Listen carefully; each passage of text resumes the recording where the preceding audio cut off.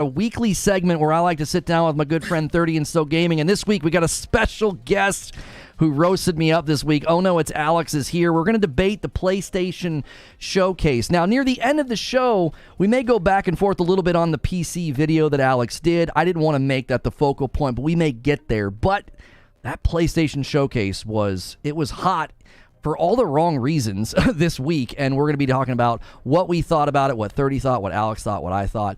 So if you guys enjoy this kind of content, man, hit subscribe. Support the two good-looking gentlemen next to me. Their links are below in the description. Click on their name, check out their videos. Alex creates reviews of stuff. He roasts fanboys. You get a lot of diverse content from him. I enjoy his content. I'm going to end the previous stream and redirect everybody over. We were talking about this morning how I actually think Xbox could win. I was encouraging people not to compare the showcases just a few days ago, and PlayStation kind of lit up the runway. So first and foremost, before we kind of get into each individual piece or things that happened or what the fanboy said, I want to know what you guys thought of the showcase, because everybody went in with different expectations, and because Alex is the guest, I want him to go first.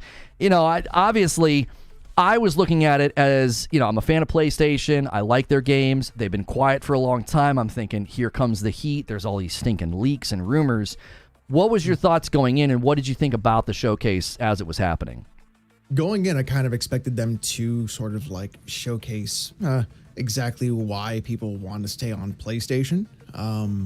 As I watched the actual presentation, I've always known this, but it was ever more apparent to me now.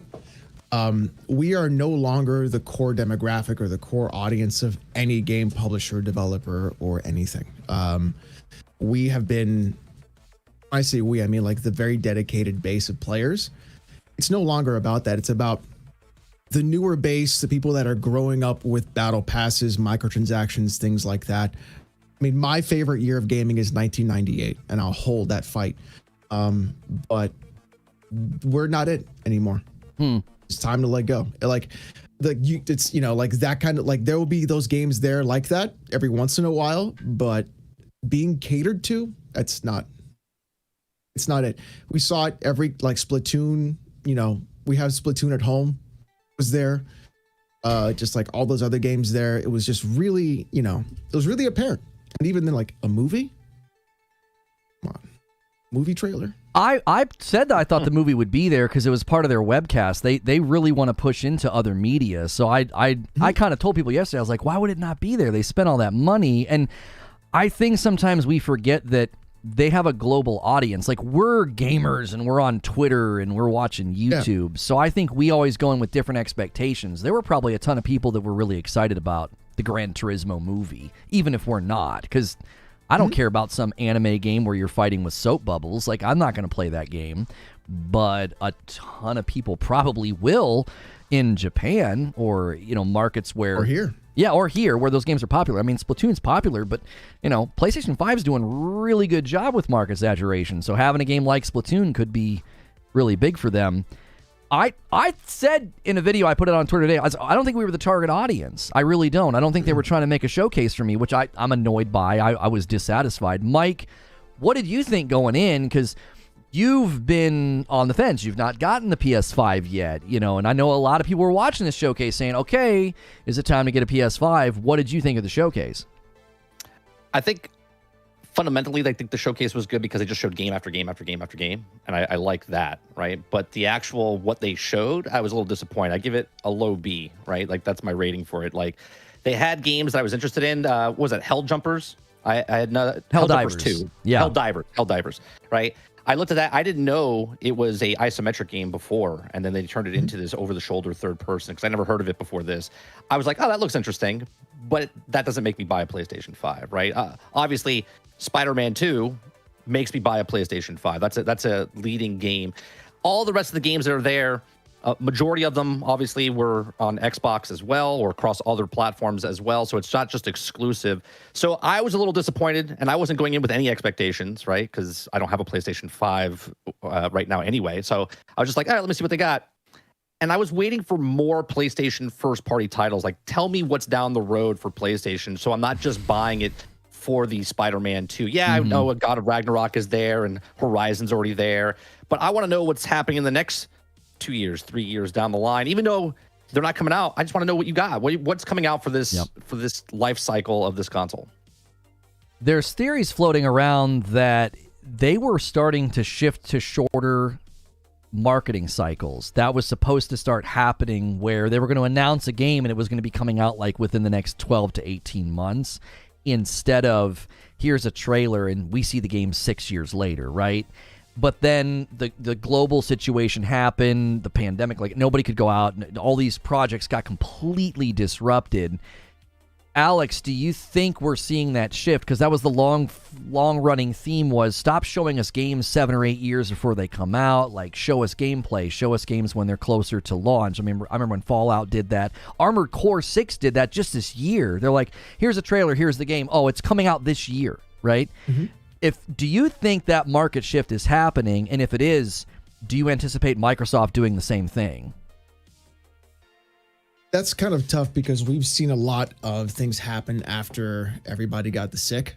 That happening. So just being quiet for 2 actual years of nothing showing really did put an impact on a lot of things. I think also as well, when you're looking at like time frames from, presentation of showing the game and then putting it out and getting a date. I think a lot of people are just really sick of delays. I think that's the first thing. And I think what's going on is we are now in a cycle where we no longer need old media, or we can just put out trailers, tweets, etc. on their own channel, get the same amount of exposure, the same amount of views, and then we can now lock down a date. So you can keep people inside of a specific financial quarter when you are saying, hey, look, here's a trailer, it's in 6 months. And it's going to keep that hype cycle alive a lot easier than like waiting 3 years and then seeing the same trailer every other year or a new trailer every year, like a slight update. So I think it's honestly better, in my opinion, to have that sort of like thing, because now you've got a game you're looking forward to a lot sooner and you're not worrying about anything. But then again, at the same time, you should have both.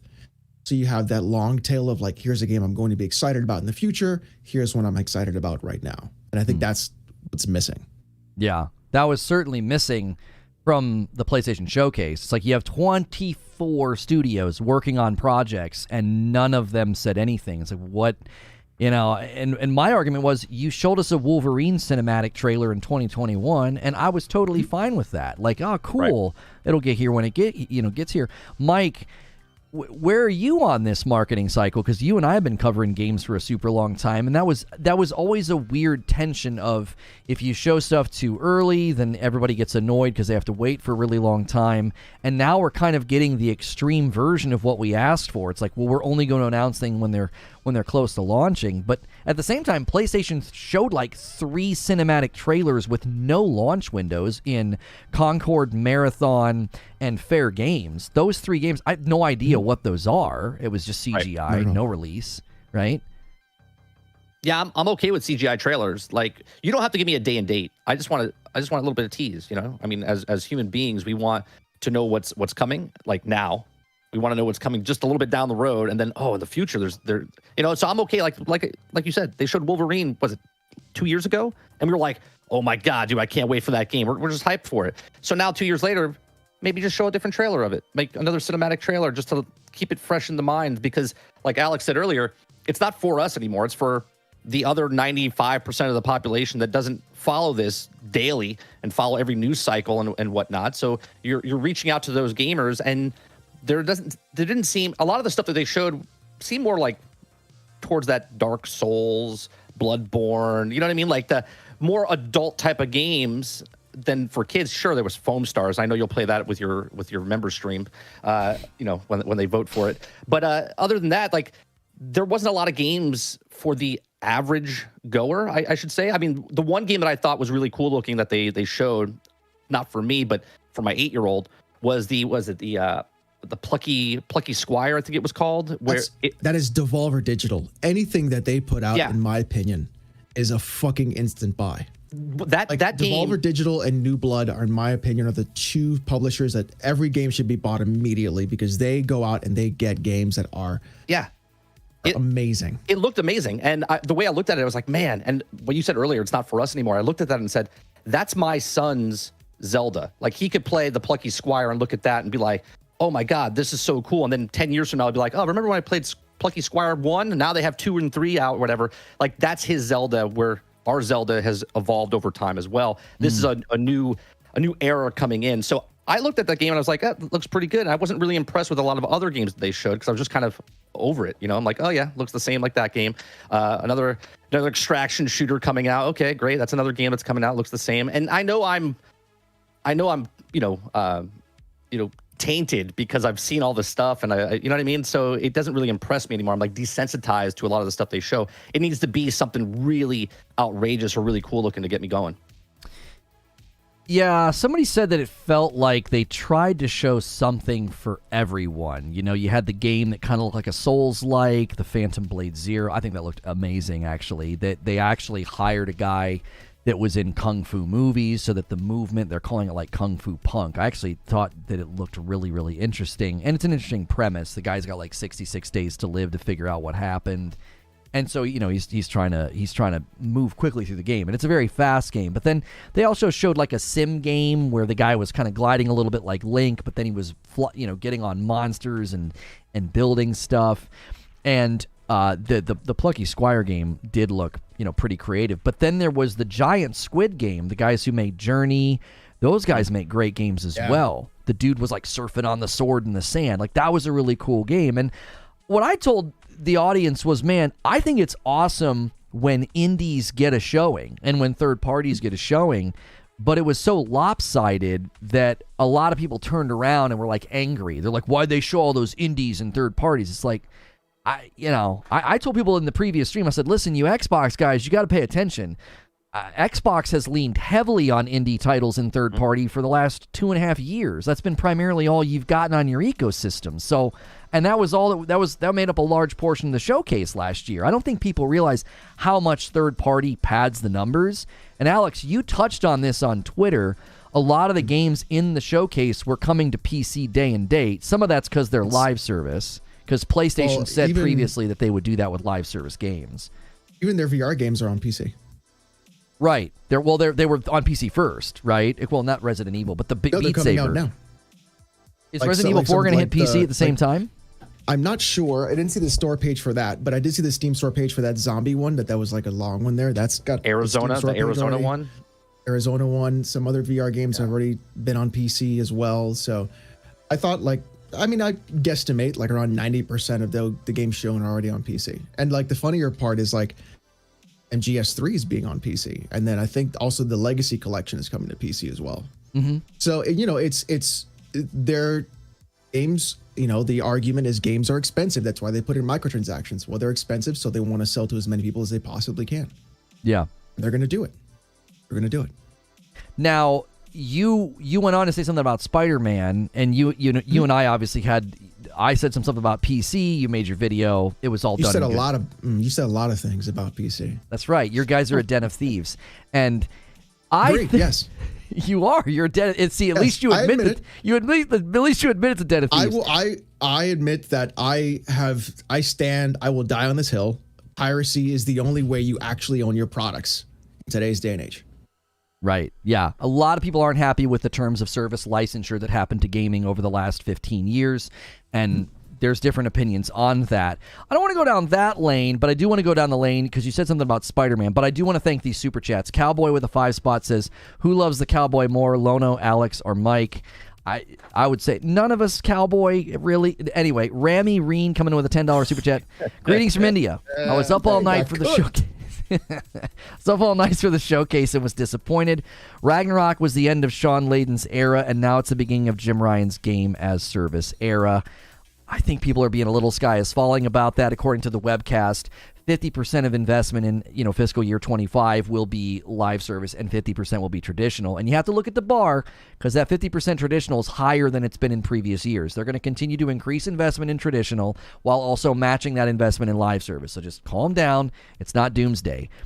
But back to the PC timing, games coming to PC. Our big disagreement was that I'm looking at PlayStation games saying, first-party PlayStation games, my contention has always been, push them to PC 18 months later. I think that's the perfect window. You get 1 year on your platform. After a year, it can go to PS Plus.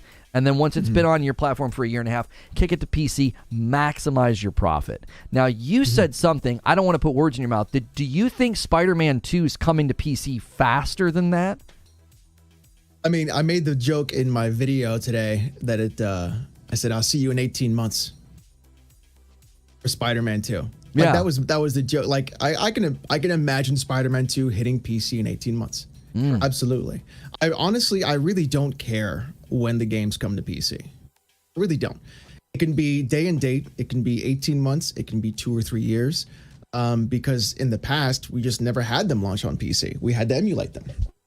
You know, that's how we did it. So, and that's perfectly fine. You know, my thing is, if we're going to talk about, like, I can look at it from two different perspectives, right? If you want to talk about maximizing sales, the console space and the PC space are two very different markets altogether. They're two very different customers and clientele. And I honestly think, in my opinion, like, just straight up, I feel like even if you were to put exclusives day and date onto PC, it really would not impact their sales whatsoever. I think it would actually promote their sales and they would gain more, mostly because the hype cycle would still be in effect, whether or not you're on console or on PC. Now, I'll even take it further, because you were on a stream, I think 2 days ago, I think the day of the showcase, and the first thing you said was, this is going to get taken out of context because I'm a dum-dum. I don't want to deal with drivers. I don't want to deal with settings. I just want to play the game and go. Yeah. And I think there's more people like that than there are people like me. And even if you were to release on PC, it really wouldn't impact the people like that. Sure. They really wouldn't care. I think the people that care are the ones that want to promote, we have a game on our plastic box that you can't play, and then act like children. I think that's really the issue. Yeah, go ahead. Go ahead. I was going to say something real fast. I think the reason they space them out, and I worked in the film industry, and I'm going to try to relate this. You know, like right now, because of the sickness that happened, they try to do day and date, like in the theater and also streaming service, and it destroyed the movie. Right? They didn't make enough money, and a lot of those failed. Right? So in the business aspect of it, they don't want to put it day and date, as Sony doesn't want to do that. They want to space it out, even though you're absolutely correct. The people that are going to buy the game are going to buy the game regardless if it comes out day and date or if it comes out 6 months, 18 months, 12 months, whatever. But on the company side, they look at it as that extra push, right? Every time there's a DLC or like the live service games now, it's back in that cycle. It's like, what have you done for me lately? Out of sight, out of mind. So if they did it and all threw it on day one, that's it. That game is kind of just out there and done unless there's a live service. If it's a single player game, it's pretty much done. But if it's on console and then they bring it out on PC later, it's that extra cycle of, hey, remember us that we had this game and now it's back out, and people go, oh yeah, you know what? I'm gonna play it. I mean, look at The Witcher, right? When The Witcher came on to Netflix, people went out and bought more Witcher, right? And people that had Witcher went back and started playing Witcher again because it's, what have you done for me lately? If it's out of sight, it's out of mind. So I think this is why the companies don't want to do it day and date. Like you're saying, but I do agree with you. I think they wouldn't really lose the sales, but as a company, they're like, well, we would get 2% of the people would come back for that, and that's why they do it. Well, we already see that with Game of the Year editions. Right. So that's an irrelevant argument then, because what we're talking about is, we're not talking about games on a service. We're talking about games that's being released on another platform that has no impact on the console space. In fact, a platform that would just give them more sales in the end. So if you release the same day, then you release the DLC the same time, then you release the Game of the Year edition at the same time, and then you provide that availability to that customer, they're going to buy it. My pushback will always be, companies maximize profit, and they clearly know that what you're saying wouldn't ring true for their first-party property. I don't think they have a problem doing it for live service, because their live service games, they've already said they'll be multi-platform when they come out, because you got to maximize your players if a live service game is going to be successful. So PC, PS5 will happen every time. But I'm like, dude, if they could make more money doing it that way, I believe that they would. I think the other difference is, I know in your video you reference companies that do parallel development. Sony's invested in companies that port a completed product, and I feel that's a different pipeline. So they don't have developers that develop for PC. They have developers that develop for PS5, and then that gets handed off to a porting company like Nixxes, and then Nixxes does great work. That, I think, is a completely different flow than, let's say, you reference Capcom. I think those are completely different approaches. So I think when I look at Sony, they understand this is the appropriate way to have good marketing beats for your hardware. I think their hardware projections are right in line with that. Like, that's why they're doing... I honestly think it's why they have better hardware saturation than Xbox. Like, look at hardware saturation on Xbox, and they do day and date on PC. I think that hurt Xbox's hardware distribution, because it's like, you don't need to buy one. If any PC gamers sitting there looking at the Xbox saying, I don't need to buy your piece of hardware, that affects third party. Who wants to go on a console that's losing so terribly? Like, they're going to fall under the Xbox One distribution. Was a PC gamer ever going to buy an Xbox in the first place? Small percentage, very small. But again, it doesn't. There's no demand there. I mean, but why wouldn't there be? If I am a PC gamer, I do not want to play on console. I have a 7900 XT, I've got a 7700X. We've got quite a beefy PC. Why would I spend $500 on a box that plays worse than what I already have to play a game just because they locked it behind a plastic box? I honestly think the reason why Xbox hasn't been selling is because they don't even have any good software to push that hardware in the first place. Regardless of whether or not it's on day and date on PC, I think the issue is that people just don't have games to play on that system. And that is a very hyperbolic thing to say, absolutely. But I honestly think that people just do not have a reason to buy an Xbox besides Game Pass. Hopefully Starfield fixes that. Hopefully this showcase will do something about that. Even then, I saw PlayStation fanboys say, well, I'm not going to buy an Xbox for games. I'll just build a PC. There's an aversion just because they want to be a fanboy to buy another plastic box. It's cheaper. Right. It's because they don't want to do it, because they don't want to put their hands on it. They think they'll catch the cooties. I think that I think that the problem with your argument, though, is that you are the minority. You can look at Steam reports. Most people's PCs are very middle of the road, and an Xbox would be appealing to them. And if you look at the Asian market, a market where Microsoft struggles, I actually think it's twofold. You're correct. Their lack of first party really hurt them this generation. Halo getting delayed. You know, what are you going to lean on? Forza for forever? Right? Like, that hurt them. Forget Halo being delayed. Halo being a trash fire. Sure.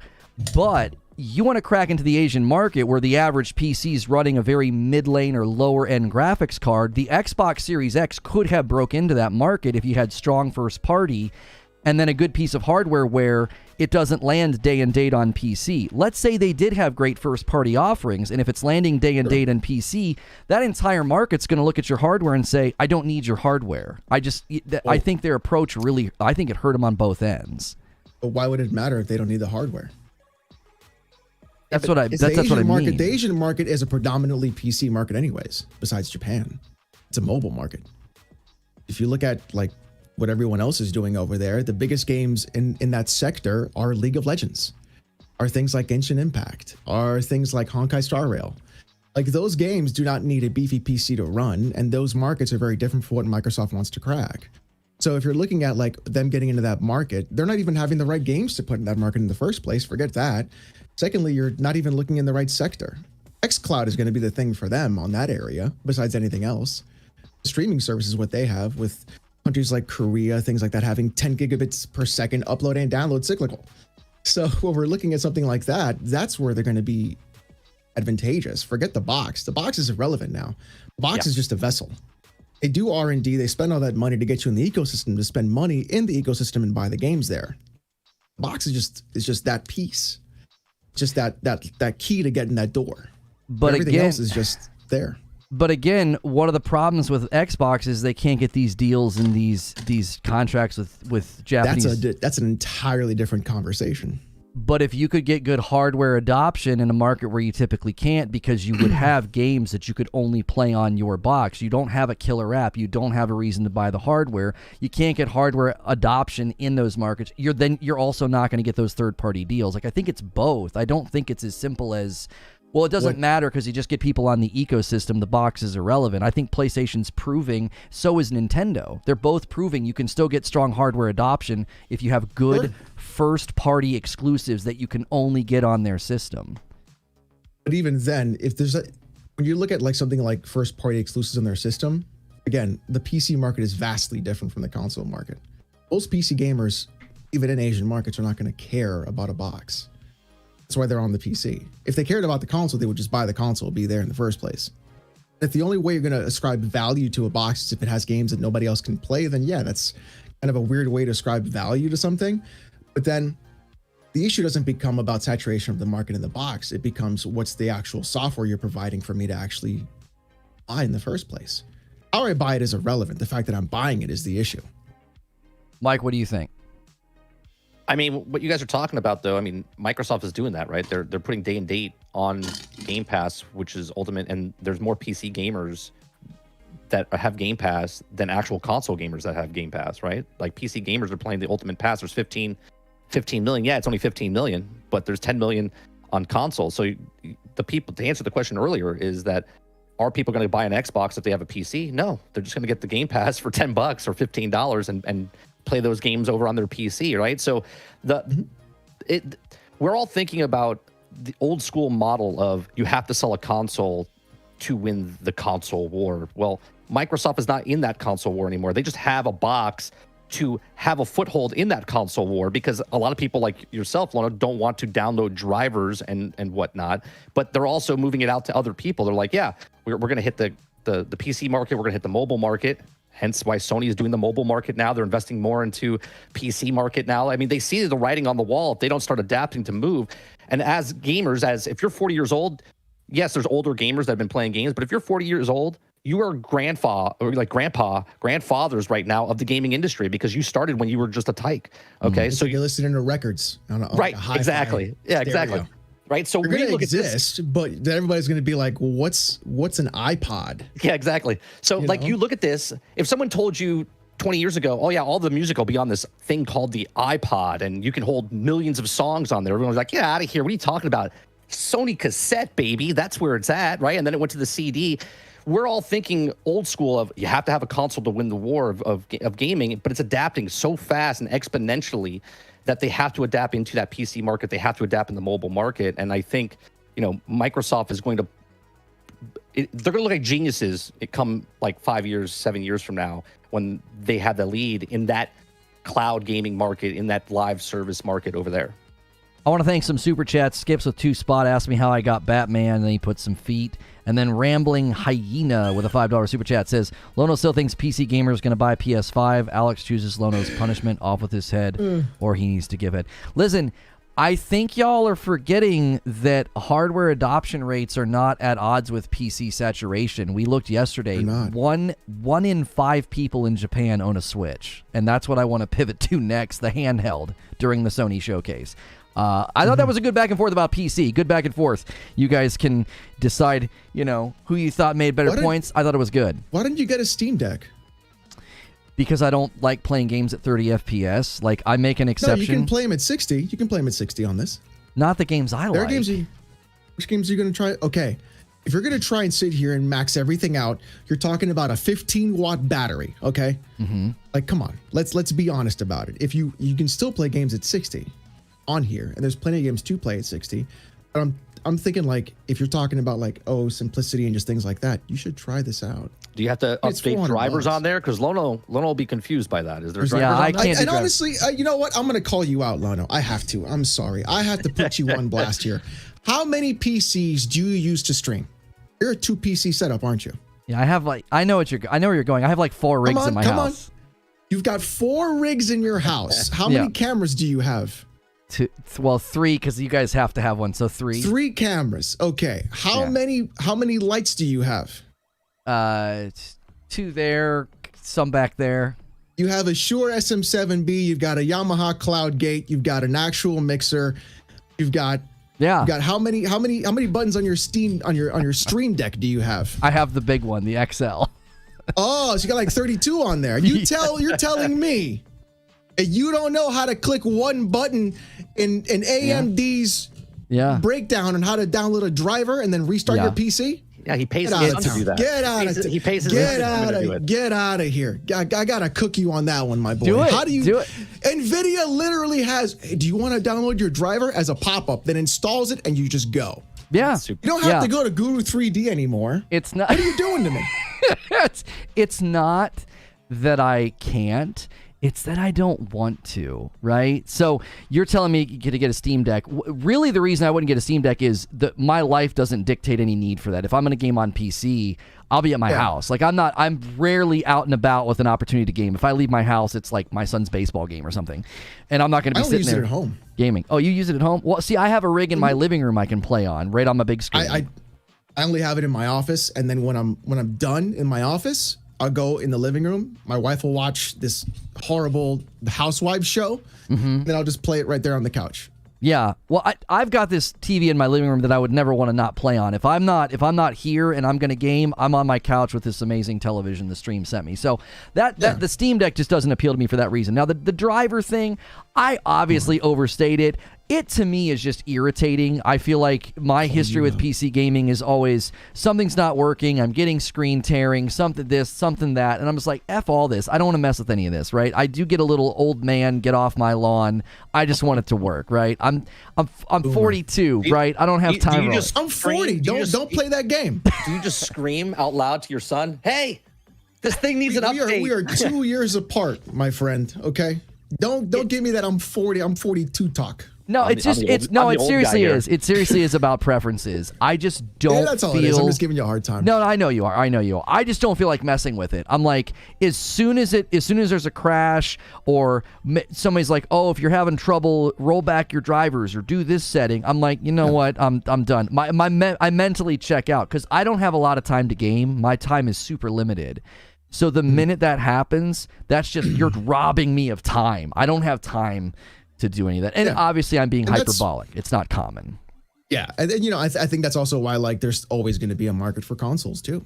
And some people, like, there are people that are just like even with what you do and even with what I do, there it is. I don't know if 30 does the same thing. The thing is, some people just don't want to be on a PC after being on a PC. And if they want to be on a console, they can do that. That's perfectly fine.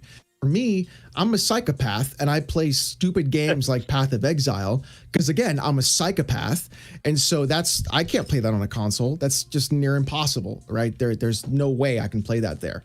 So, like, that's my thing. Like, these are the games I want to play, so I'm going to play with that. And I get that. That's fine. The preference is there. I just like to break down those silly narratives that we've heard since 1998. We're not dealing with voodoo 3D effects cards anymore, No, I know. We're not praying to ATI if the drivers are going to work. DOS prompts and whatnot getting in. It gives me like not so fond memories when there were so many games I couldn't play, because if you remember the era where you had to upgrade to a quad core processor or you couldn't play all the new games. Man, that's the era that kicked me to the Xbox 360. I was like, I'm done. I just want to play video games. I don't want to do all this. Like, I just didn't want to buy a new MOBO and all that. Thank you, No Face Lord, for the $5 super chat tip. I have a question. In cloud gaming, are you streaming the game or playing an actual digital copy? In cloud gaming, you're playing the game running on a system somewhere else, and that's I want to transition to this mobile gaming thing that Sony announced. Everybody's saying this is the stupidest thing I've ever seen. Why would they do this? By it, yeah. Right. Why would you buy this? Right. It's only remote play, which I am a little confused about that. If it's Wi-Fi capable, I don't know why you wouldn't let it play cloud. A lot of PS Plus games are on the cloud and streamable, but it's my contention that this will be a hit in Japan, especially. As I said, we went and looked at the numbers. 1 in 5 people in Japan have a Switch. That's an insane adoption rate within that, that province. So I could see, since similar really good saturation for the PS5, they've got a really, really strong foothold in Japan. I could see this thing being very popular there. Maybe not so much popular here. Their Wi-Fi infrastructure is better than ours. They're rarely ever home. They're commuting. They're out in the public. They game on the go a lot more than we do. Alex, and then I want Mike to go, what did you think of that announcement? Because people thought it was such a bogus thing when it was leaked. They're like, there's no way they're making this. And I said, I don't know. I wouldn't count this out. I think this thing will actually do quite well in the right regions. I think if it's only remote play, that's a failure. I think there needs to be a cloud infrastructure for that thing to really be advantageous, especially in other markets. In the US, it's going to be difficult just because of infrastructure. But in other markets where Wi-Fi is ubiquitous, if it's just remote play, that's a no-go, man. It has to have some sort of cloud service attached to it, in my opinion. It looks cool. It's got a cool idea to it. Look, it kind of reminds me of like the PS3 controller when it first got announced, that boomerang kind of a thing. It looks like that, and I think it looks cool. But I think that's what it needs, is that it needs that cloud streaming.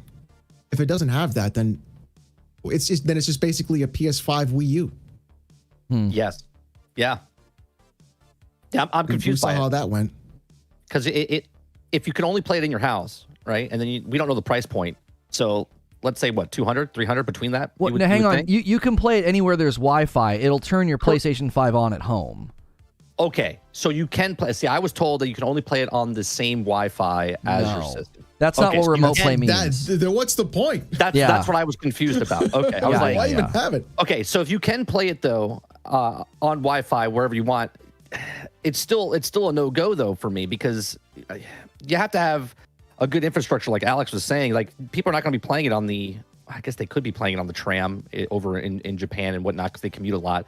But over here, that's a failure. I don't know. And plus it's a gatekeep, because you have to have your PlayStation. You have to buy a PlayStation. You have to buy a $500 PlayStation before you buy whatever the cost of this is for $200-$300, whatever it is. So that to me is just strange, because you would think they would want the market to be like, yeah, buy this, and then you could play PlayStation games, and just like, that's your handheld. You're just going around like the Switch. But that's not what's happening here. I'm sorry, I was reading chat and I'm just laughing. The challenge there would be, if it was strong enough to run PlayStation 5 games, you'd be talking about a device that's more expensive than a PS5. Like, this is going to get, I think, good adoption rate, because it's going to be very low price. It's an LCD. It's not even an OLED. So very low price.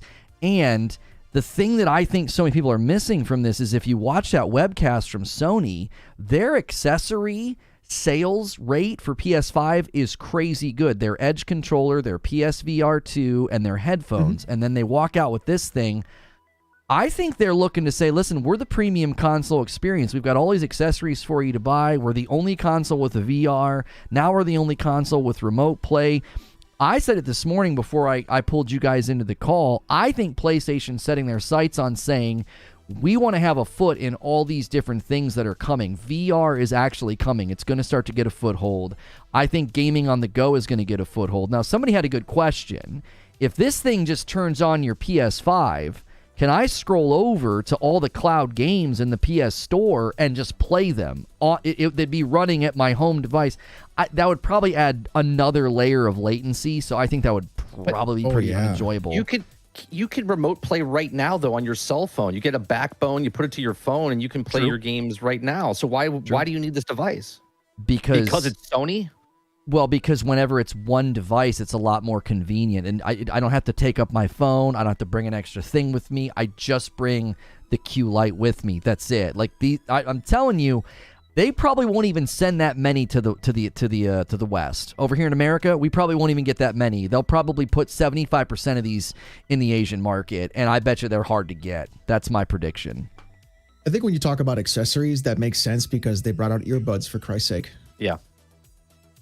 Like, well, there's not going to be a headphone jack in the Cube. What are you doing? There's no headphone jack in the Cube. They're selling the earbuds. So they're selling you the earbuds with the Cube. So, they're just trying to get whatever penny they can. Sure. I mean, if it's a good product, it's a good product. I just want to see more of it before I make a final judgment call. But just from the outset of what I've seen, I don't know if it's going to be viable, because honestly, the reason why I like my Steam Deck is because it's local. It's not going to be the most powerful. There's going to be concessions, but it's local. I don't have to worry about Wi-Fi. Right. And that's a cultural thing. I think if we had the infrastructure that other countries had, this would be a different discussion. I think our infrastructure is lagging behind. These internet service providers have just stalled out for the last 14 years and not really done anything we're supposed to have a fiber network nationwide, and we don't have it, right? And we're supposed to have, AT&T was researching citywide Wi-Fi blimps. Where is all that? We don't get it. Why? Well, they all consolidated, and it's like they don't have to now. They don't have to compete. So I was curious what you guys thought of that. Go ahead. I was just looking at somebody in chat. Look, Strider, I'm actually behaving because I'm a guest on a good Christian channel. So calm down, buddy. Relax. Well, and I think people forget that, like, There's a big difference between the guys on Twitter and there's some guys on YouTube that literally want to hurt me and attack me in a malicious way. Alex and I are not at each other's throats. Like, he can make a video like that, and I laughed about it. Like, he literally sent me some edits in a DM, and I was like, that's pretty funny. Like, we were talking about it before the video went live. Like, oh no, he's just saying things about me, and it's like, it's not you. The thing is, I am being very kind to you, Lono. I know you are a good Christian boy, and I don't want to offend Jesucristo on your Christian channel. So I'm trying to hold back got it. the things that I would say on my stream. Sure. To this clown. I'm gonna go say a couple of Hail Marys. Can we get some crosses in the chat, please? The Game Boy with a $2 tip. What if remote play is Sony's cloud gaming language? I'm curious if cloud gaming comes later. I'm also curious, all the people in chat, they're like, I could do it on my cell phone. You could do it on my cell phone. Do you ever think that maybe Sony ran the numbers and said, look at how many people are doing remote play. We could sell an accessory to those people. Do you ever consider that? That like they did? That's pretty much what it is. Yeah. They did some market research before investing in hardware. Like, I don't know, when Mark Cerny went and talked to devs and said, what do you need? And they built a PS5 around what devs need. I mean, I don't think people are considering that aspect. I think this thing will do well. I don't think this is like some weird shot in the dark and PlayStation's lost their way. I hope it does better than their last handheld, because their last handheld was an absolute travesty. So, sure. Well, I think the Vita failed not because of anything in particular. I think it failed mostly because of its memory. Having dedicated, locked behind, memory on that thing was like atrocious. Yeah, and this one will put them in a very different category. It's very different. I do think it's a cultural divide thing. I think Americans look at it and say, that's the stupidest thing I've ever seen. I can do that on my cell phone already. I got news for you. I bet you there's a lot of people who are doing remote play on their cell phone right now that if the price point is right on this, they'll scoop it up. It'll spare your cell phone battery. It'll have a bigger, better screen than your cell phone most likely. And it'll have a longer battery life because it's literally not running anything native. It's running everything over Wi-Fi. So Lonin is going to Alex's screen tomorrow for $2. Oh, $2. Well, I'm sorry. It's a $2 super chat tip. We'll try to work that out. I won't be able to join him this week. I'm busy. You on my stream would be just like the most hilarious thing because I just want to see you like unwound and just say the most ridiculous, vile stuff you could possibly ever say, and my chat would love it. Well, you should stick around for the VIP unfiltered thing later we do. They would love it. Yeah. Also, chat, drop a $50 to make Lono slap his thighs. Let's go. Let's go. He's got to stand on his chair he's wearing and slap his thighs for $50. Let's go, chat. I didn't agree to this. Let's move to the next. I'm running this show now, okay? This is my show now. I'm curious what you guys think of the game that really did, I think, ultimately matter for a lot of us, which was Spider-Man 2. And I feel like we're in the same conversation we had about Horizon Forbidden West and God of War Ragnarok. Everybody's saying it doesn't look any better than the last game. And I couldn't believe people said it about Horizon or God of War Ragnarok. I had a video go viral, and I hate that. I'm not going to do that, Trent. You got to do it. You got to do it. How do I do it? I just stand up like this and do that? Stand on your chair. I am not standing on my chair. Absolutely not. Then you got to stand up and start. We got to hear it. It's got to be hard enough to hear it. I didn't agree this. If anybody else does it, if anybody else does it, you're wasting your money. I'm only doing this once. I'm doing this one time just for Alex. Hear those bad boys. That's just for Alex. We didn't hear nothing. I have a noise gate. That hurt. That actually hurt. I have a noise gate on my freaking microphone. I'm never having you back on this show again. This is the last time we do this. Thank you so much, Brat, for being here. And 10 spot from Aizen the Merce React says, the device needs to compete with my Steam Deck. Just bring back the PSP. The market adoption will be too high because you have to own a PS5 first. And a 10 spot from Ant says, here's the first 10. No, stop. Y'all are wasting your money. I'm not doing it again. If it's on you. Any more money that comes in, it's on you. Alex can't hijack this show any more than he already has, all right? I want to have Thank you for the 50, Trent. Thank you. Come on, Lono. You have to give Trent $50 worth. All right, here we go, boys. No, here, Mike's going to do it. There we go. There you go. Thank you, Mike. On. What is this, bro? What? You got to get in there. You got to give them what they want there, buddy. Come on. You're not even doing it right. Have you ever fallen down and hurt yourself doing that? Oh, I'm sorry. No, There I go. actually, so every stream before I start, I get on my chair and I start spinning around in circles. I've done it for 3 years. I haven't fallen yet. Watch never me fall tomorrow. Yeah, you'll fall tomorrow. I jinxed it. You just sports jinxed yourself. That's what it is. Never missed a field goal in 100 attempts. Watch me fall tomorrow. If your next video you have a cast on, you like fall and break your wrist, I'm gonna feel really bad. So, but we do have to actually discuss things here. That was fun, but I do want to know what you guys think about that. The narrative, the combing over the frames, that this doesn't look any better than the last game. I don't see it. I'm like, this game looks way better than the last game. They even have information about how fast Miles is moving through the city and all the stuff they're doing with the symbiote. Like, I'm actually going to, I'll let Mike go first. Mike, what do you think? Are we just going to do this every time a game comes out? We're going to say it doesn't look any better than the last? The short answer is yes. There's always going to be someone that's just complaining about something. If they look at this and go, oh, it's God of War Ragnarok is the same as God of War. Last of Us 2 is the same as Last of Us. It's the same thing over and over and over. So, yes, it's always going to happen.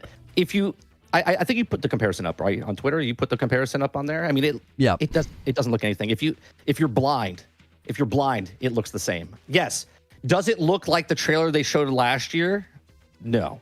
But is it better than what's on the current gen console or I should say last gen, and also what they put out for PlayStation 5? Yeah, it's different. You can see it's 100% different with the lighting and the ray tracing, whatever. You know what I mean? It's just better.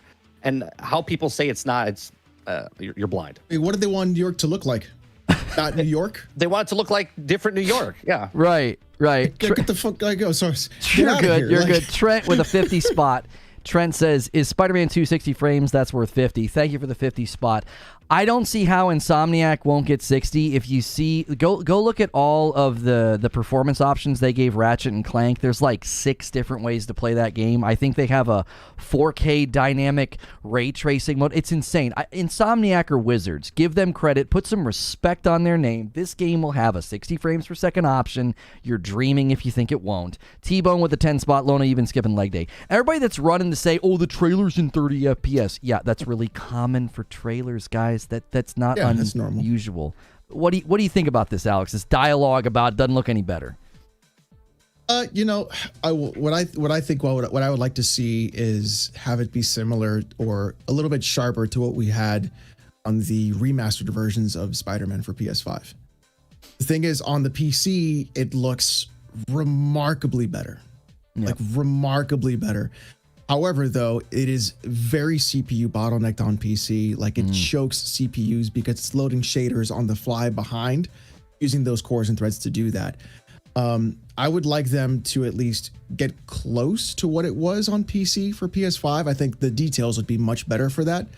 I also think, too, trying to judge a game, and I made a tweet about this too, trying to judge a game based on a horribly compressed YouTube live stream is not a good indicator of what the game will look like. I'm sure, and Insomniac honestly is carrying PlayStation on their back. If it wasn't for Insomniac, right now, there would be no PS5. And so I think Insomniac do amazing work in what they're doing. So I think the game's going to look fine. I do want to see how Nixus approaches that PC port and what additional things they'll offer, because I know Miles looks fantastic, even though Miles didn't run as well as the original game did. Hang on. I see a lot of people saying that, like Insomniac's carrying Sony. They carried the showcase, but are we going to ignore Santa Monica, Guerrilla, Housemarque? Like, come on, those guys, and Gran Turismo 7, all those games did incredibly well commercially. Like, I don't think we can ignore how successful Guerrilla's been at Horizon. How many games has Insomniac put out in like 3 years? They've put out the 2 Spider-Mans and then Ratchet and Clank. So they are cranking out a crazy cadence. And then they're putting out another Spider-Man, and then they're doing Wolverine. I'll grant you that. But it's a little unfair to count Miles. I mean, they use a lot of the same assets and stuff. I mean, it was only like a $40 side game. So I give Insomniac mad credit for their cadence. So you mean a proper expansion and not a microtransaction filled DLC like we've been having? No, I give them total props for their cadence. I do give Insomniac props for their cadence because Miles was a worthy game, but I just don't think we can ignore Housemarque and Guerrilla and Santa Monica. Like, they're in the mix too, creating really great stuff. And Call of the Mountain was a great VR launch title from them for the PSVR 2. That was a beautiful VR game. I mean, that thing is, I've not seen any of the breakdowns of it, but it was probably the most impressive next to Gran Turismo 7 with the PSVR 2. It's graphically the most impressive. I think also, too, when you look at like the quality of the games that they're putting out, right? All their games run flawlessly when they're out. All their games look great when they're out. All their games play well when they're out. It's not like you gotta wait for a patch or something like that. Like those, and it, like chat's saying, 4 games in 4 years. It's a game a year. Well, on that studio in 5 years, because Spider-Man came out in 2018, right? That's when it came out. Yeah. I think so. I think so. I will never deny that Insomniac's cadence doesn't make sense to me. I don't know how they're doing what they're doing. They're wizards. Like their proprietary engine is so impressive, and I think they're just going to continue to crank out greatness. I'm very impressed with them. But you're such a fanboy of PlayStation using that tagline. I can't believe you. I love them, and I tell you who else I love. I love Ninja Theory.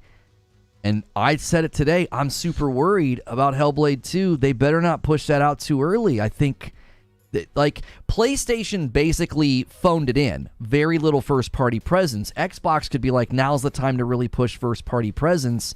And I'm looking at Hellblade 2 saying, please, oh, please don't do that. Let that game cook. It wasn't even in full production 2 years ago, and people think it's coming this year. I don't understand where that dialogue's coming from. Like this year?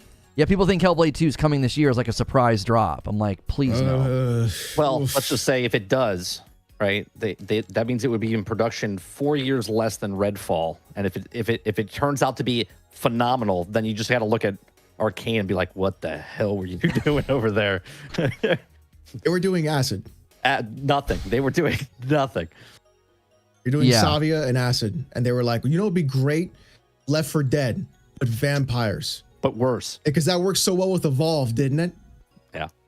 Oh my gosh. Yeah, I forgot about Evolve. Do you remember when Evolve? Do you remember when Evolve dropped day one? And they had it was a full price game, and people didn't think it should be a full price game, and then it dropped with like all this DLC and microtransactions you could buy.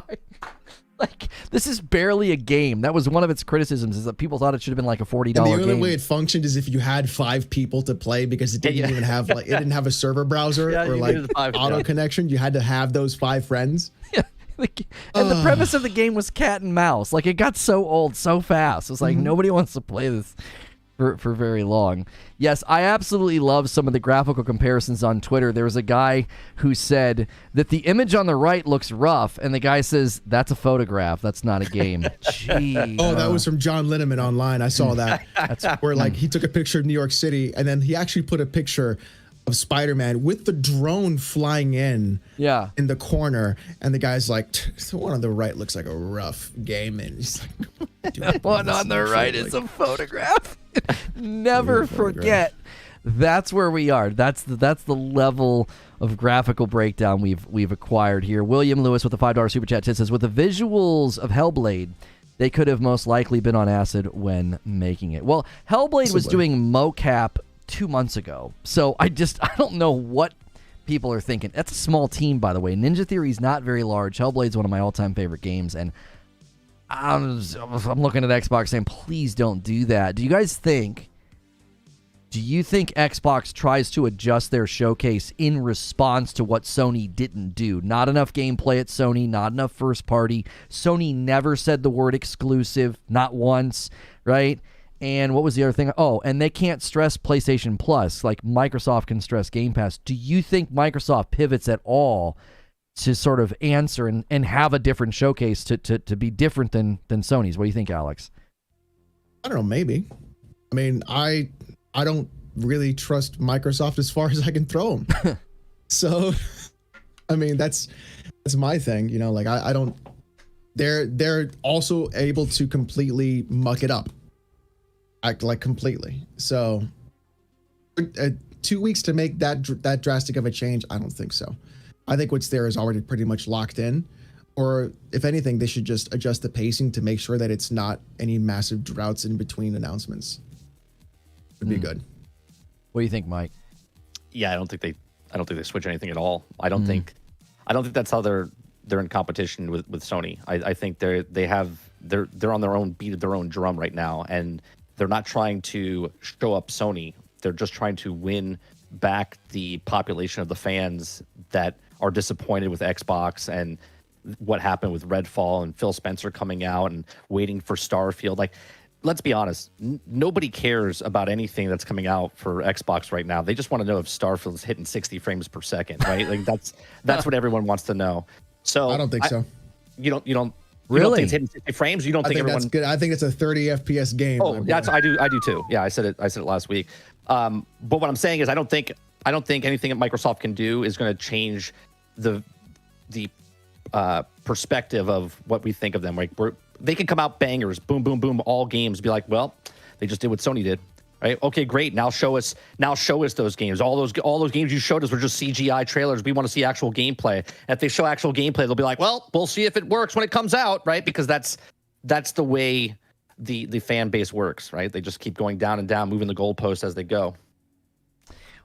Well, the thing is, too, that I think people forget. Somebody says, it was so odd that PlayStation didn't say exclusive. I wonder what you guys think of this theory. My theory today, and this is not me saying I was sad. This doesn't make me happy with the showcase. I was just trying to understand what in the world Sony was doing. I said, I feel like Sony is playing a very elaborate game of chess. And they said, let's go snag 12 multi-platform games and get into marketing contracts with them, and that's going to make it really hard on Xbox.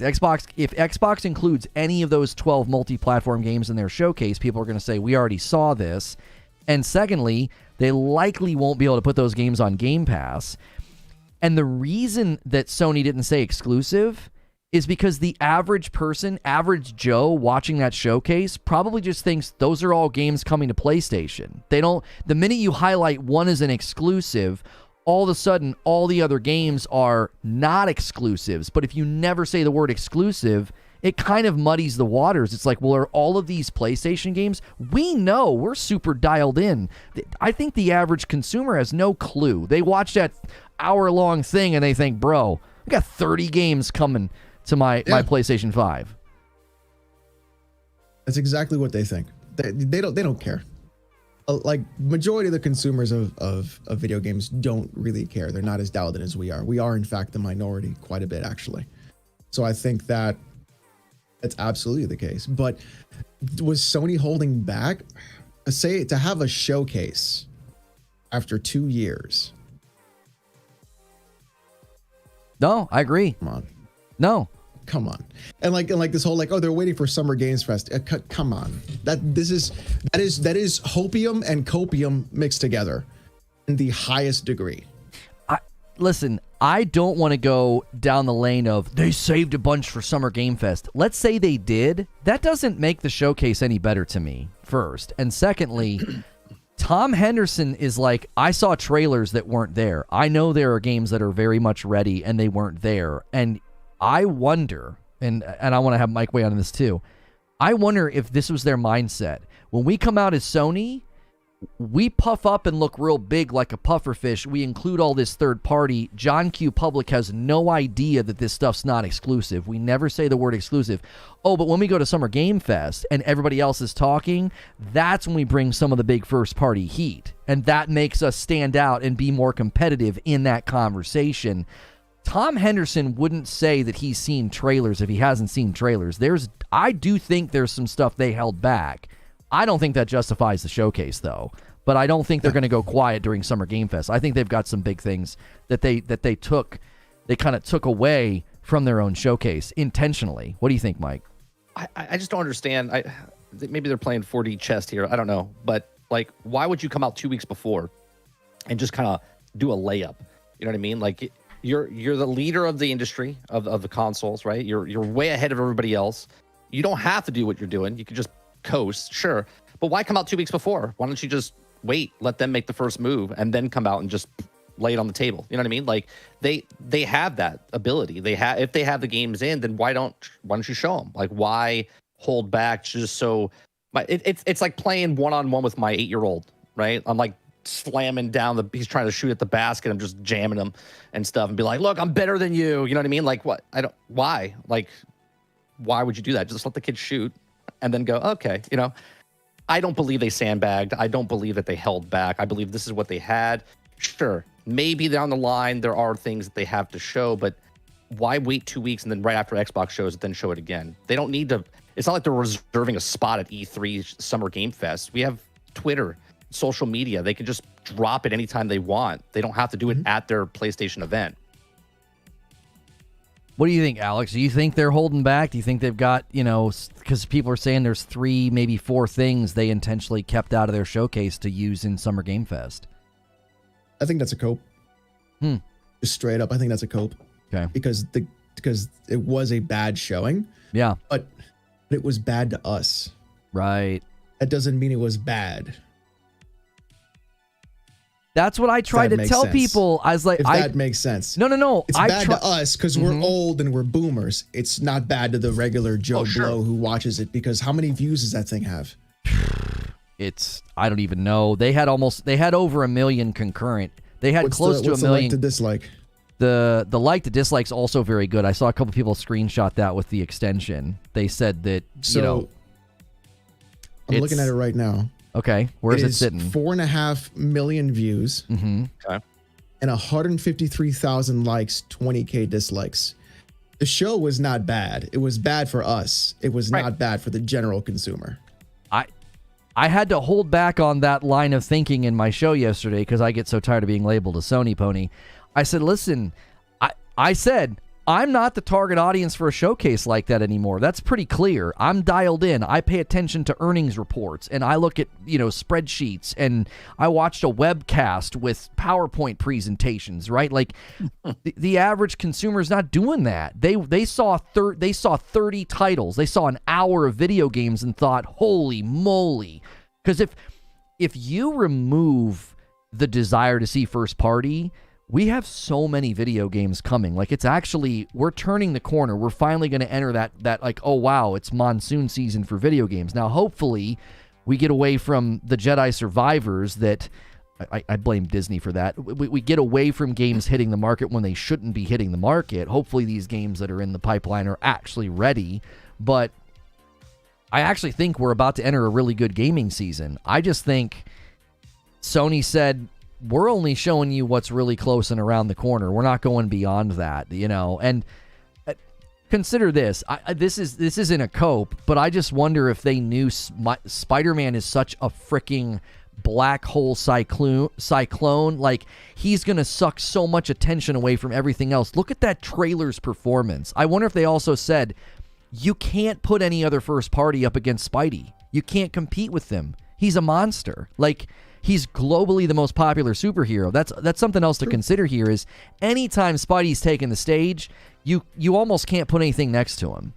I want to comment real fast to Maple Yum. It says, disagree with Mike. Sony showing was great. When Xbox comes back with something, Sony brings out bigger guns. Wait, what's that time frame? What about if they don't? What about if Sony doesn't and you're coping because you're like, oh, no, they're going to show something. They're going to show something. What's that time frame? Wait, 2 weeks, 2 months, 6 months? What's your time frame there, Maple? Because when it does come out, you'll be like, see, it's been 8 months after the thing. I told you they had something new. Like, what is that time frame that you think that I'm wrong, that they're going to show something? Yeah. I think because if you say it, sure, it'll happen down the line. But how close to Summer Game Fest and the Xbox showing does Sony come out with something new? I wouldn't even say like, so I'll go a step further that the showcase wasn't for us, but video games today are also not for us. Well, not all of them. A lot of them are not. I would agree. Not all, but a lot. I mean, we saw that in the webcast slides. They want to do 60% live service, 40% single player games. No. Hang on. That you're confusing. Of the budget was towards 60% of the budget was towards live service games. Is what they said. I think no. Let me see if I can find it. Wait, maybe I'm confusing the slides. I thought it was 50-50, but maybe the 50-50 was new IP and established IP. I think you guys might be right. I think I'm confusing the slides. I was saying 50-50. They're like, no, baby, live service, here we come. And then they're going to keep shrinking that single player more and more and more. I mean, I don't know how viable Newzoo is as a website for statistics, but the top 20 games played on PS5 for monthly active users right now is all third-party games, number one being Fortnite. Destiny 2 is number 15. We can consider Destiny to be like, I guess you can consider it to be a PlayStation game if you want to. If you don't consider that, God of War Ragnarok is number 19. But this is listed from March 2023. So yeah, God of War Ragnarok barely broke top 20. But everything else, Fortnite, COD, GTA, FIFA, Rocket League. I've got the slide here, and the mistake I think people are making is you're right at 60-40, okay? But the 40% bar is higher than it was fiscal year 19, fiscal year 23. So it's actually going to be higher. They're going to continue investing in traditional, but they're going to throw a huge amount of money at live service. And I think people don't like that. They think, well, that means I'm going to be left out in the cold. I don't see it that way. I see fiscal year 2019, 2023, and 2025, traditional is getting more. Actually, if you look at 2023, it was really low. Traditional was quite a bit lower than it was in fiscal year 2019. So they're coming back. They're coming back and increasing traditional while also going nuts for live service. And but at the same token, when we're talking about what we like in games, right, we don't want to see 60% live service. Right. We want to see 70% single player, 30%. We want to see the opposite. Here's the thing. I don't agree with that. I'm getting known as sort of the live service evangelist because I think Are you a live service Andy? Oh, get out of town. Listen, hang on though. Hang on. Get out of town. I think if it's done properly, it can be very successful. They did it in AC Valhalla, and it was very, very much welcomed by that community. People liked the ongoing nature. They did interviews recently, and they said, our live service games are not going to be a bunch of Fortnites. We're going to hit different genres, different audiences. There's going to be different scale of live service. So I'm willing to let them prove themselves in that regard. Like if you can do, I think you can have healthy live service. Diablo 3, you look at Path of Exile. These are games that are ongoing monetization. Even No Man's Sky at this point is ongoing, and they don't charge you money each time. You just have to buy the base game. I think there's different ways of doing it. I don't think the live service format is the boogeyman. I think everybody looks at Fortnite and thinks you're just going to do Fortniteification to every game that's out there, and that's just not the case. I want you guys to respond, but I don't want to ignore Super Chats. 1 second. Mick Sean with a 10 spot. Marvel Spider-Man 2 looked good. However, I wasn't seeing photorealism like they told us. I'm not seeing it at the moment. Honestly, do you think they were lying? I don't remember them saying anything about photorealism. I thought it looked incredible. The breakdowns will come once the game launches. Let's wait for that to really conclude anything. 2 spot from Lone Wolf says Mike Alex didn't say anything about Tommy Hendy. And a 5 spot from Biggity. After the Xbox showcase, I want y'all to say this wasn't for us like y'all doing this for PlayStation. Maybe. I don't know. Possibly. We don't know until the showcase. Answer back with what I just said about live service. I think there's good ways to do it. Yeah, Path of Exile is the proper way of doing it. I think Path of Exile is the only way to do it. I'll even go further than that. The game is free. There's no monthly sub. There is a battle pass. What about Destiny 2 and Elder Scrolls Online? Elder Scrolls Online, you're basically being microcharged every 5 minutes to have any sort of content being applied. Destiny 2, I haven't really played, honestly, because I just didn't like it when I played it. But PoE, you get free content every 3 months. The game is free. There's a battle pass that is all cosmetic. The only thing you can purchase are, in fact, cosmetics. There's one minor thing that I don't like, and that is there's pay for convenience for stash tabs. But the entire argument for PoE is don't buy anything until you get to like end game, and then decide if you want to give them money. But you have a full 10-act game with everything applied to it. All seasons updated every 3 months for absolutely free. And there's no pay for power or anything along those lines. If games apply that nature, that'd be fine. Now, to flip it, I've put 92 hours into Path of Exile in 2 weeks. Do I have time for another live service game? Right. Absolutely not.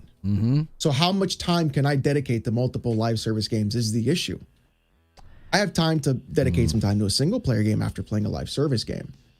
I don't have time to play multiple live service games. Well, that's the real game, right? The developers are making games to keep you in their game longer. So that's why they make them a little bit more grindy, come back. They if they can put a live service aspect into the game, like No Man's Sky does it. I mean, you pay for the game itself, but they keep putting content in there for free. There's other games that every season as they bring you back, it's your time. We all have 24 hours in a day. right? And how much of that time are you spending in that one game or two games? And that's what they want. They want to try to trigger you just to stay in that one game. And if we're doing multiple, if we're doing multiple live service games. Yeah, you only have time for. Yeah, you only have time for one, maybe two. No, I agree with you. That's what I'm saying. The game is for them, the developers, to try to get you into their game and keep you in their game. Mm-hmm. Well, and I think this is what was lost on so many people. I think they made good on their promise when they said, we are going to be doing live service games that hit different scales, different audiences, different genres. That Foam Stars game, the clone of Splatoon, I don't think any of us on here will play that game on our own. I may end up playing it with my kiddos, but like, that is a perfect example. If they're trying to hit all these different genres and audiences with a live service game, then they're not actually competing for your attention. If there's one in the mix that hooks you, then they've won. Like, I don't think they expect me to play Foam Stars and Marathon and Concord. I don't think they expect me to do that. I think they expect me to maybe get latched into one of them, and then they've gotten a good success rate. Well, this is what Microsoft is doing. This is why Game Pass is Game Pass, right? Game Pass is not a live service. It's a subscription service, and they have all these games on there. And if you put 10 hours into Fallout 76, you put 2 hours into No Man's Sky, or you play Sea of Thieves, or you're playing Forza Horizon, they don't care as long as you're in that ecosystem of Game Pass and you're paying that $10 a month, right? That's what they're doing. I want to answer Rambling Hyena 2 super chats. I'm sorry I missed the first one. I mean, I didn't answer it. And thank you, Biggity, for gifting 5 members. You guys are actually moving to the next goal. I still owe you 5. Don't worry, I'll give them to you. I may end up owing you guys 10. Rambling Hyena says, don't know if you missed my super chat. Do you think Baldur's Gate 3 is being held back by the Series S? I don't know how else you read the devs' comments when they said, we can't get co-op to the same standard on the Series X and the Series S. I don't know how else to read it other than be like, there's a giant memory bottleneck on the S. Memory's always the biggest problem when you want to do split screen co-op because you're rendering everything twice. Like, you need memory, right? But Alex is more tech savvy than me. I don't know how else you read those statements from the Baldur's Gate 3 devs. It's running on this. Can you do split screen co-op? That's their problem. That's what they're. You can do anything on. It's running on this. Baldur's Gate 3. Baldur's Gate 3. So are you what are you heavily indicting the Xbox ecosystem? I have a major problem with the Xbox ecosystem. I have a major problem with how Microsoft is choosing to develop for the Xbox in the first place. I have a major problem with what they're doing with PC. Their absolute horrible reliance on DirectX 12 and that massively horrible pipeline is honestly atrocious. The fact that they can't figure out how to properly make shaders into a pipeline, and every single time they use a DX12 wrapper on their game, it's always an absolute nightmare. DX12 is a major issue with the problem of most PC games, especially with things like The Witcher and everything else. But when you look at anything else, what you're seeing is DX12 and UWP for Xbox are the major bottlenecks that they're still dealing with. The fact that Universal Windows Platform is what they wanted to do, so that way they can make it easier to develop for PC and console, is the actual issue. They're locking, they used to lock away your actual in-game files or your actual files in your PC that you couldn't access before. It had to get fixed. And UWP and DX12 does not allow you for direct, dedicated full screen options. Just major issues across the board with DX12 all over the place. So that is, in my opinion, the biggest crux on why the Series X does not perform, or even the Series S does not perform to the same standard as the PS5, is their reliance on DirectX 12 and the UWP platform. If they didn't rely on that, you would have a much better performing console, in my opinion, and better PC ports. We're still dealing with that. And even Unreal Engine 4, too. That's a piece of trash. Why do you think they choose to do it that way, though? Because it's theirs. Well, and if you look at the... And they think DX... Yeah, I'm sorry, go ahead. Yeah, things like ray tracing and stuff like that is relying on DX12. What do you think about the memory issues in the Series S? Because we had a lot of developers speaking to that before it even hit the shelves. I mean, there were 2 guys from id Software saying, this is going to be a serious problem. I mean, even if they did what you're saying, got rid of their reliance on DirectX, I mean, that bottleneck means anybody who's developing for Xbox has to develop for basically 2 systems instead of just one. It's really funny that id developer said that because Doom Eternal can run on a fucking toaster. Well, Doesn't that concern you? That's what I'm saying. They're the optimization kings, and they're saying that's going to be a problem. But that's why that doesn't really make sense. If that's such an issue, then why can Doom Eternal run on so many other lower end pieces of hardware and run very well? And so like those two things, that doesn't correlate. You see what I'm saying? When you've got a 1050 Ti and you've got 8 gigs of RAM, and that thing can run Doom Eternal at 60 FPS at a lower resolution, you're telling me the Series S can't because of a memory issue? Like, something isn't adding up. They weren't talking about their game. They weren't talking about their game. They were saying this generation going forward, that memory bottleneck will be an issue because developers are going to look at it. It may be an issue for other, maybe an issue for other developers. Right. Yeah. In context, I don't think they were saying it was a problem for Doom. Yeah. It could be an issue for other developers, but again, Doom Eternal was running on Vulkan. It's a very different API. It's a very different sort of like idea for them. And their optimization is just out of this world. So maybe other developers who are working with DX12 and things like that, they're having those memory issues, or even Unreal in the first place. But again, that all comes down to what the developer wants to do with it and how they're willing to put in the time or the effort to even optimize in the first place. And then we see that with PC gaming. No Face Lore with a $10 super chat tip. We got to understand sometimes things ain't for us. I do think that many of these games will do well, but just not the things that we're looking for. I definitely think that's true. Alex obliterated Lono's sad narrative. No, he didn't. Like, I don't think you're quite understanding what Alex is saying. Like, he's not saying... You are exposed, Lono. He's not saying the Series S is fine. He's not. He's actually saying it's far worse than I've ever talked about it. What do you mean? Like, are you guys listening? He didn't say that the Series S is fine. He's saying it's worse. I've always been like, oh, it's a memory bottleneck. He's saying, oh, it's worse than that. It's worse than that. It's the reliance on DirectX. It's reliance on DirectX is honestly the issue. I honestly believe that. Try to keep up, chat. They're saying the memory issue, but it's because of their reliance on DX and Unreal. So it's really a memory issue. Probably, maybe, probably not. It's more its reliance on Windows and their DX12 architecture. Biggity with a $5 tip says, "Hey Alex, do you get more exposed?" Yeah, I got exposed. Do you get more performance from Xbox games or third-party games? Third party. There's only one Xbox game that performed properly, and that was Forza. And that is the only Xbox game that has done itself the justice it needs to do. If more games came out like Forza, you would see a much different landscape for Xbox on PC. We don't see that. Yeah, that is true. It's looking like Baldur's Gate 3 doesn't support split screen. It has online co-op, LAN co-op, and single player. It doesn't look like it supports split screen on Steam. So it was something they were trying to bring to console, and they were running into problems. I'm putting you on blast, Alex. It's not true. So no! Apparently, oh no! Exposed. It's so exposed. Exposed. I need a little graphic that'll like cover all that stuff. Shows up all the time, anyways. If it's not there on launch, guess what? We'll mod it in. Sure. Yeah, it was. It was a question from the audience about Baldur's Gate 3. Like, I didn't intend to go on a Series S, takedown today. We're talking about PlayStation Showcase.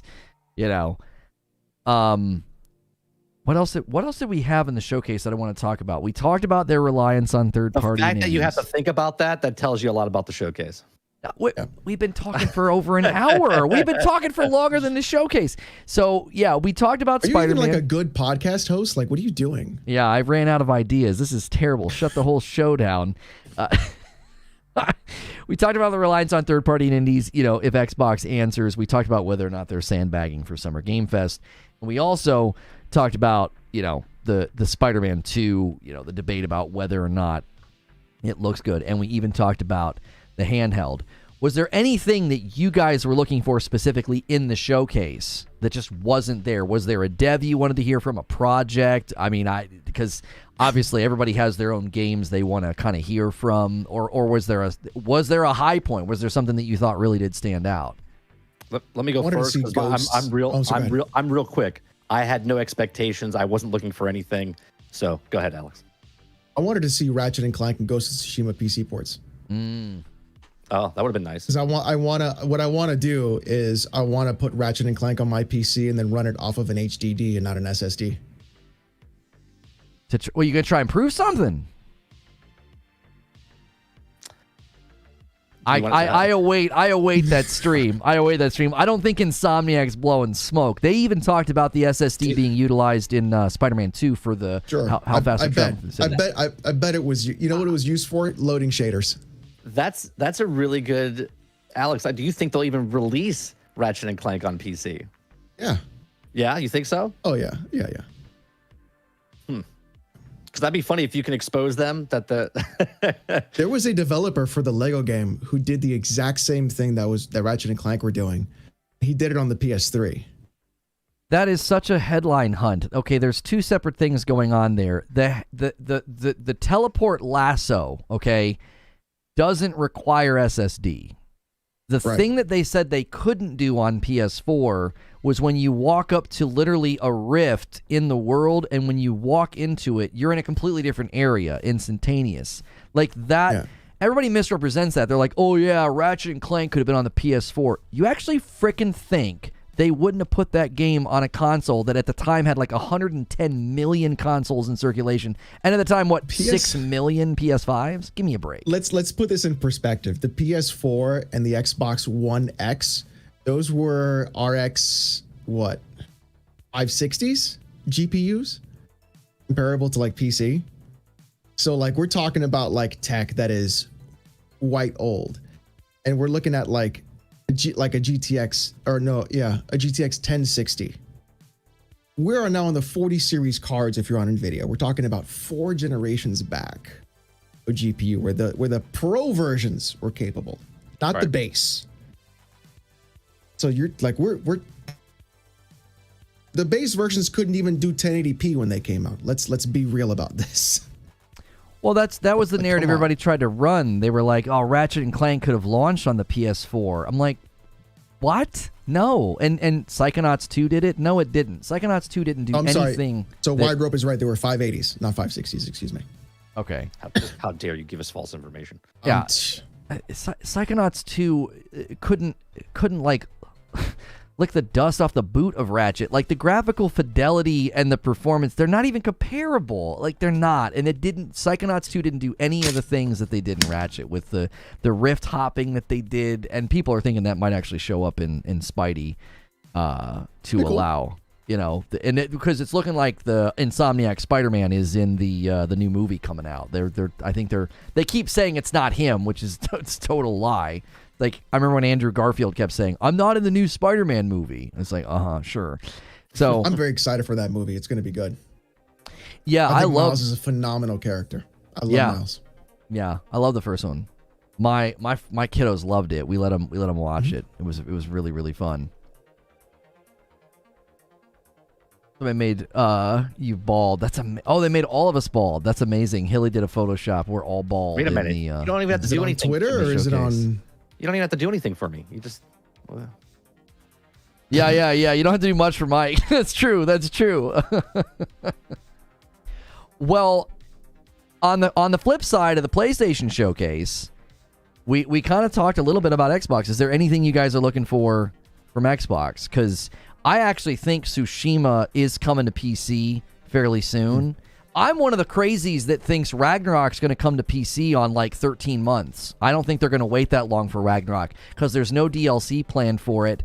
And one of the devs said that they changed pipeline in Ragnarok. When they brought Ragnarok to PC, they learned a bunch of stuff. So I think Ragnarok's going to be an easier port. It's going to be a faster port. That'd be crazy. Yeah, that'd be kind of funny. I'm looking forward for Xbox to show Fable. I like the Fable series. I want to see something. I know it's probably not coming out anytime soon, but I want to see actual gameplay and what the game looks like, even though they showed us in the past what Fables and they cancel them. I want to know what that is. And really for the show, I'm looking forward to that Transformers game that's supposed to be coming out from Certain Infinity. Alex, is there at the Xbox? Anything you're looking for from Xbox? I want to see Avowed. That's the big one I want to see. Like actual gameplay of Avowed is what I want to see. I want to see, I'm trying to think of like what else I want to see from them. So it'd be Avowed, it'd be one thing. I want to see if there's like a Doom 3. That'd be great. Yeah, Another that'd be a big Doom. surprise because I've not heard anything about that. What I'd also love is a Quake reboot. There's rumors going around about Quake. Yeah. You're talking to me now. I'd like to have a Quake. What I want is a Quake Quad Damage edition. What I want is Quake 1, 2, 3, and 4, all in a collection for modern PC. Just like they redid Quake 1 already. Just do Quake 2, 3, and 4, put it all in a collection, and then boom, you've got your quad damage. Like that, it literally writes itself. It's literally perfect. So I'd like to see things like that, you know, like, or also I want to see a resurgence of Quake Arena, of Quake Champions, like fix that game because Sabretooth Interactive really dropped the ball in that game. You think there's a landscape for arenas like that? Like, I feel like a lot of the quick arena shooters that tried to come back, Lawbreakers and others, I feel like they struggled. Like, the demand, you and I are old hats, man. You're 40, I'm 42. Like, I cut my teeth on Quake 2, Quake 3 Rocket Arena, Unreal Tournament. I don't know if people vibe with that anymore. Have you seen modern Call of Duty movement players? Of course, yes, that's a fair point. They are begging for Quake. They don't even know it yet. They're begging for Quake, and they don't even realize it. They're dying for it. They don't even know it. Mike, what'd you say you want from Xbox? Xbox is Fable. What I was saying about Transformers, I'm looking more towards the Summer Game Fest than I am for Xbox's showcase. There's a lot of games that I don't care what system they're on. I just want to see information about them. Got it. I agree. Is a Quake Battle Royale. I can see that. A Battle Royale would be interesting with it being that fast and crazy because... Yeah, that'd be cool. That would be. I think that could be. I mean, that could certainly be something that brings a fresh take on hooks on Battle Arena. The grappling hook with Quake 3 in a Battle Royale. Are you kidding me? Rocket jumps, you know? That could be good. Railguns. Oh, dude, it writes itself. I know I'm excited what you're saying, Alex. But do you really think, I know it's a small niche market and with all these games coming out, do you think it would be super popular or is it more of nostalgia talking? If it's a Battle Royale, people still play Apex. Apex took off from almost being a failure. Like, PUBG is still huge. But you got to remember, like you were saying earlier in the show, games are not meant for us anymore, right? Not much time. And also the new crew of gamers coming in, they look like, Quake? What's Quake? You know what I mean? But if you look at Apex and how that game plays, it would be very similar to how a Quake Battle Royale would play. Well, I'm sure it would be popular with us, but I don't know if it'll be popular with the masses. That's all. Yeah. I got some super chats that said some stuff here. Cleo Carson, $5 tip. Alex, what's your opinion on lack of proper PC ports from Sony? Why does Sony not release same day on proper hardware when a game is developed on a PC? It's really DX12. That's the issue. Okay. Yeah. And I don't agree. I think Sony's PC ports have been more consistent than inconsistent. I think they're been better. Yeah. They're better. Yeah. Now what they should do is go to Capcom and be like, yo, Capcom, what are you guys doing over there? Right. Because Capcom can make some dang PC ports, I'll tell you what. Well, give me an example of a really good PC port lately that Capcom did. Resident Evil 4, Resident Evil 3, Resident Evil 2, Monster Hunter World. Whoa, he said one. I think how many more do you want me to throw out? How many more do you want me to throw out, my man? I feel like this always comes... I'm glad that you said Resident Evil. I was fishing for that, actually.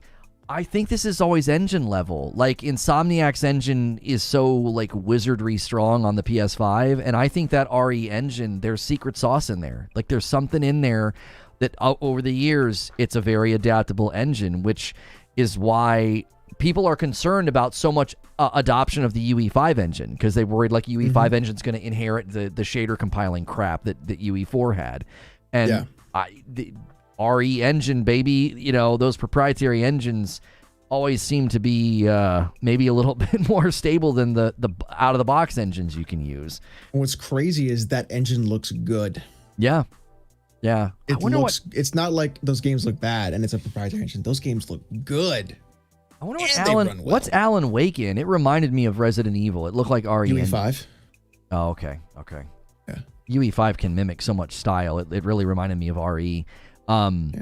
NRX6 says, with a $5 tip, says, console dev here, Omar, Doom dev, was confused about RAM amount available for games. He didn't realize it was 8 gig of RAM on Series S with only 2 gig for OS.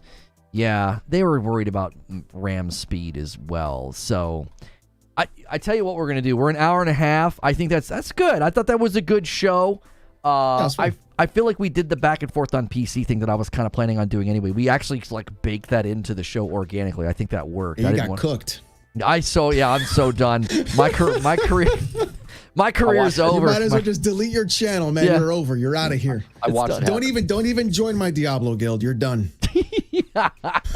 I don't know if I can join your Diablo guild. I keep things safe for work. You're out here talking like you talk. I don't know if I can do all that. You know? Listen, I held it back real big for you today. You did great. 3 F-bombs. You did so good. That were good Christian channel. Your mom would be so proud of you.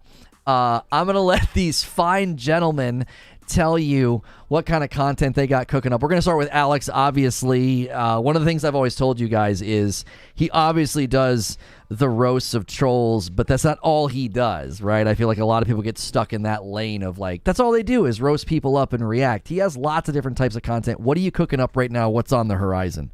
I'm working on some Steam Deck videos for emulation. I just did a 3DS one. I think I'm also going to do I did a Wii U one. There's going to be some other stuff as well. Also just emulation on PC in general.